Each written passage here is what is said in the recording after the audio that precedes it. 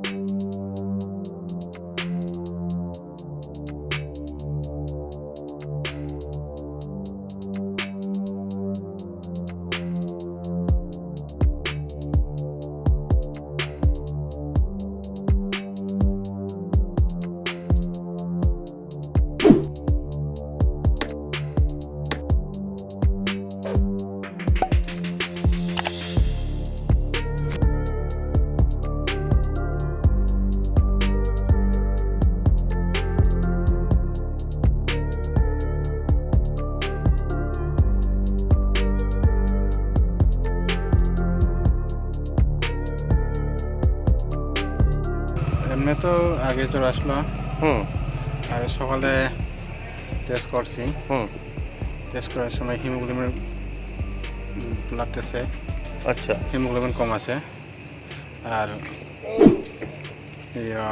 Jaundice 17.5 পর্যন্ত আসলো, খুব বেশি আসলো। মানে উনি করোনা পজিটিভ আসলো নাকি? এরপরে টেস্ট করছে এই যে নাক দিয়া, এই যে আধা ঘন্টার পরে রিপোর্ট আসছে খয়ে তাহলে কইছে পজিটিভ। কি করতেন উনি? উনি এমনি বাড়িতে কাজ করি। বয়সটা কেমন? 38 বছর। ছেলে মেয়ে কয়জন? ছেলে 2জন। ওনার পরিবারের সদস্য যারা আছে সবাই কি কোয়ারেন্টাইনে নিছে? না, কোয়ারেন্টাইনে নিছে না। আমরা তো আজকে জানছি যে কোভিড-19 হয়েছে। আর আমাদের এলাকার মধ্যে তো মোটামুটি এটাই ফার্স্ট। কয়া ডিস্ট্রিক্ট অনেক জায়গায় হয়েছে, কিন্তু আমাদের ডিস্ট্রিক্টের মধ্যে এটাই ফার্স্ট গেছে। সেই এলাকার কি পরিস্থিতি আছে এই খবরটা শুননা? অনেকে তো ফোন করছে কিন্তু হয়েছে এরকম কেমন হয়েছে, তারা তো বাইরেও যায় না, শুধু খেতে কাজ করে, এরকম সন্দেহ হয়েছে আর কি কেমন এরকম হয়েছে।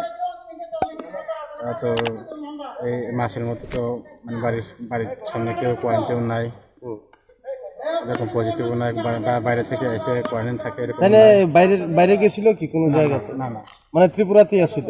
আতিপাতি বলতে গ্রামে আসছিল,